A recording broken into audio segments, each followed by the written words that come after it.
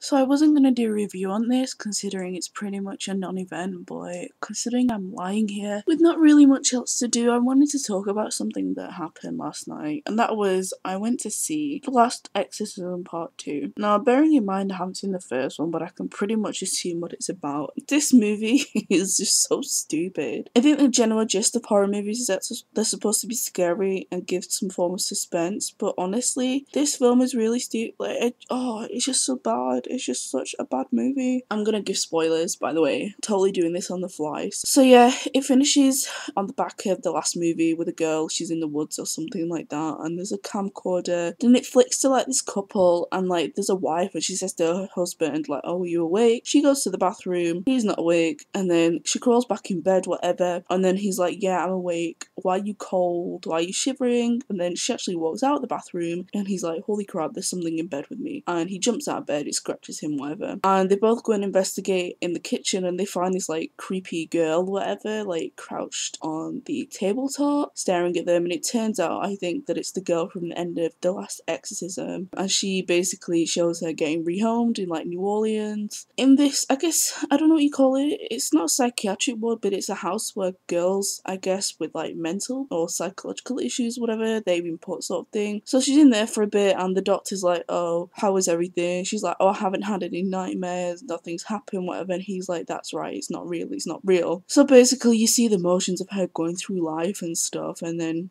you know, she gets a job and she's very innocent, and she's kind of creepy, but she, you know, she's returning back to normal life, which is nice, and it kind of drags on for a little bit. And then you see that she starts like getting in with this guy called Chris, who's really innocent, but he really likes her and stuff, and she developing feelings for him or whatever. And it's like really random, like she starts having nightmares, and then she sees like visions of her dad, who I guess died in the last movie or something. He's like, if he seduces you, this demon that was inside you called Abalon, then he's gonna have you and whatever.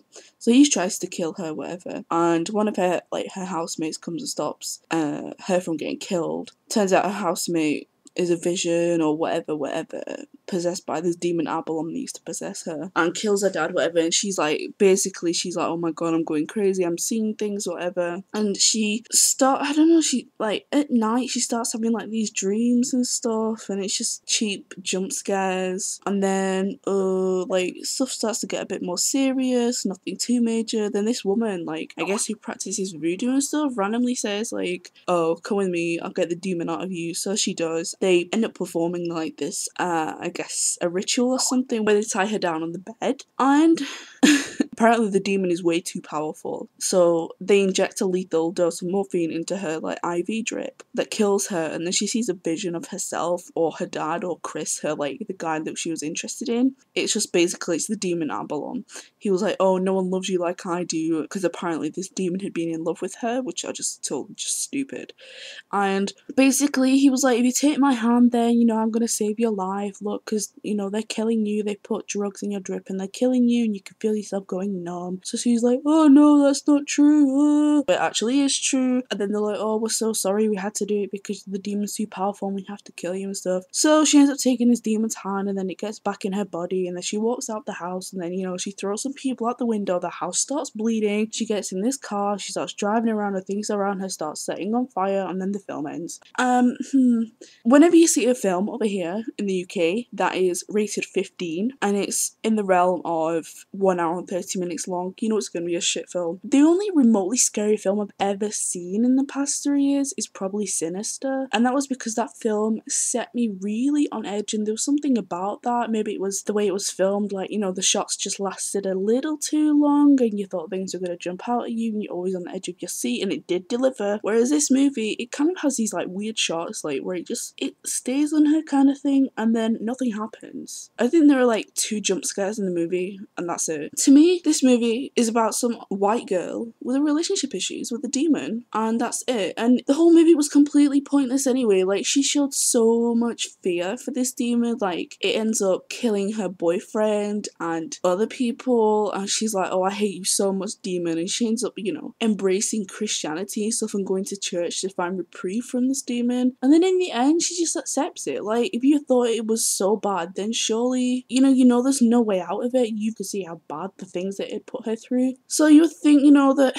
rather than being possessed for all eternity, you'd actually want to die. I mean, that's my personal opinion. Maybe you wouldn't want to die, but I wouldn't be comfortable being possessed. So yeah, this movie was pretty pointless because she ended up, you know, choosing to be inhabited by the demon that had screwed her over, might have killed her family, killed her friends, killed the people who were trying to help her out, gave her nightmares, pretty much raped her and stuff. And like, I don't think this movie has any value whatsoever. I feel bad, like, for even going to see it, because there was no redeeming factor to it.